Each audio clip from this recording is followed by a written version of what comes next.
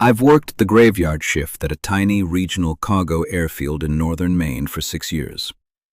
It's usually dead quiet, just me, a thermos of black coffee, and the occasional late-night prop plane delivering mail. But 3 weeks ago, during a blinding autumn nor'easter, the radio crackled to life at exactly 3:14 a.m. Regional Tower, this is Flight November 84 Delta requesting landing coordinates, a calm, flat voice said. I checked my radar screen. The green sweep was entirely blank, except for the storm clutter.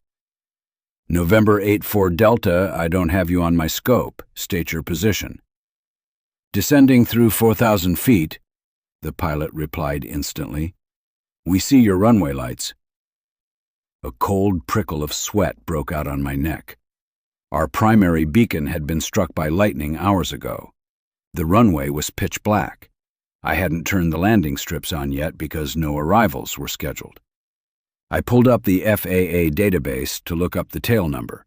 November 84 Delta was a twin-engine transport plane that had vanished off the coast in 1984.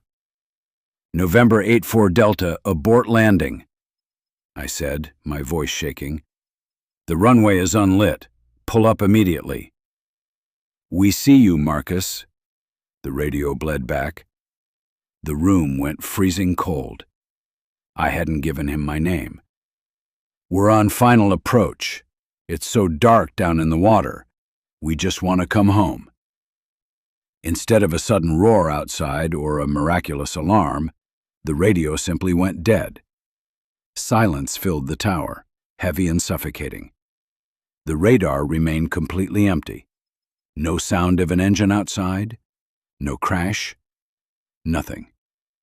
I sat there for 2 hours, paralyzed, staring out into the pitch-black rain. When my relief arrived at 6 a.m., the sun was coming up. I packed my bag, clocked out, and walked down the tower stairs to the parking lot.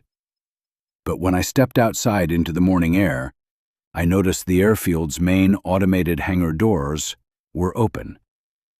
Inside, sitting perfectly in the center of the concrete floor, was a massive, dripping mountain of black ocean silt, tangled seaweed, and rusted metal fragments, smelling intensely of stagnant salt water. My phone buzzed. It was a voicemail notification from an unlisted number, time-stamped at exactly 3:20 a.m. I played it. It was just the sound of heavy, waterlogged breathing, followed by the pilot's flat voice whispered directly into the microphone. We left the cargo in Hangar 3, Marcus. We're heading up to the tower now to sign the logbooks. Don't leave your desk. I panicked, sprinting straight to my car and driving home. I locked every door, terrified out of my mind. But the horror didn't happen at my house. It happened the next day when I finally forced myself to check my personal email. There was a digitized scan of the airport's official physical logbook sent from the tower's automated system.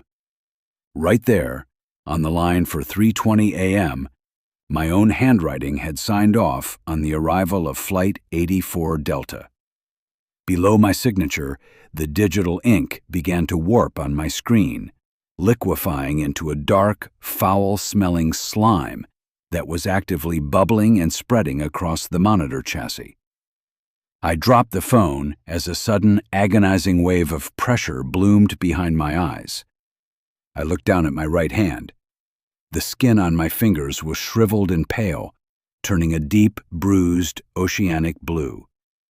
With a sickening pop, a thick, wet layer of black ocean silt and crushed seashells began slowly pushing its way out from beneath my fingernails, tearing the skin apart.